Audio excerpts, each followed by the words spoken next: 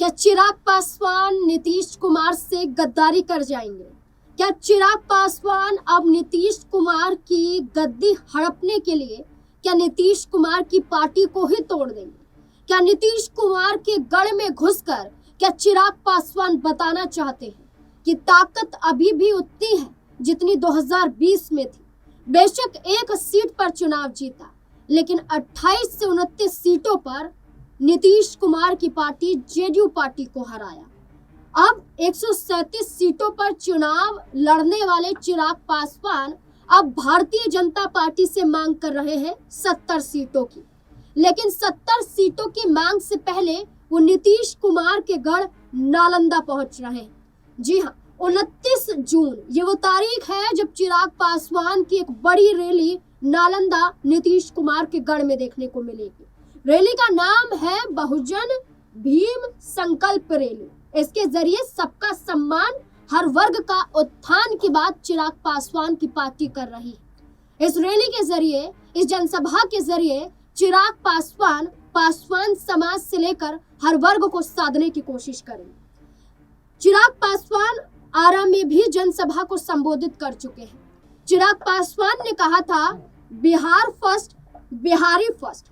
चिराग पासवान की पार्टी ने कहा था, दंगे फसाद को हटाना है, चिराग पासवान को सीएम बनाना है। चिराग पासवान ने कहा था कि पार्टी चाहेगी तो मैं विधानसभा का चुनाव लड़ने के लिए तैयार हूं। मुझे अपने पिता स्वर्गीय रामविलास पासवान के कदमों पर चलकर प्रदेश के बारे में सोचना है, ना कि केंद्र के बारे में।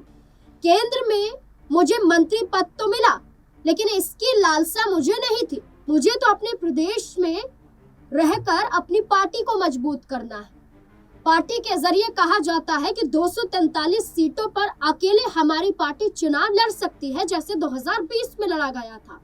अब चिराग पासवान की पार्टी के जमुई से सांसद और जीजा अरुण भारती कहते हैं, चिराग पासवान के लिए हमने सीटें भी तय कर ली है। सर्वे भी निकलता है जिसमें नीतीश कुमार, सम्राट चौधरी, तेजस्वी यादव के मुकाबले चिराग पासवान को पसंद किया जा रहा है।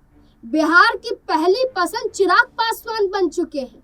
अब चिराग पासवान के जरिए नारे तो यही लगाए जा रहे हैं। अब देखना होगा कि 29 जून की ये यात्रा, जिसका नाम बहुजन संकल्प यात्रा रखा गया है, बहुजन भीम संकल्प रैली है, जिसमें सबके विकास की बात कर रहे हैं और हर वर्ग के उत्थान का जिक्र कर रहे हैं।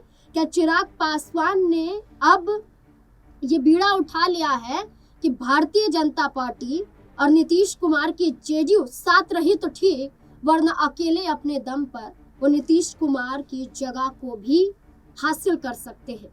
चिराग पासवान में क्या इतनी ताकत है? क्या लगता है आपको कि जिसने 2024 में 5 सीटों के लोकसभा चुनाव को जीत लिया, यानी कि बिहार में 5 सीटें बीजेपी के जरिए दी गई और चिराग पासवान ने अपनी पार्टी के जरिए 5 की 5 लोकसभा सीट जीतकर भारतीय जनता पार्टी को केंद्र में बिठा दिया। 2019 में 6 सीटों को जीतकर चिराग पासवान की पार्टी ने केंद्र में भारतीय जनता पार्टी को बिठा दिया। क्या अब चिराग पासवान को लगता है जो लोकसभा चुनाव जीत सकते हैं वो विधानसभा चुनाव भी जीत सकते हैं? तो क्या अब सहारे की जरूरत चिराग पासवान को नहीं? क्या लगता है आपको? अपनी राय कमेंट सेक्शन में जरूर दें।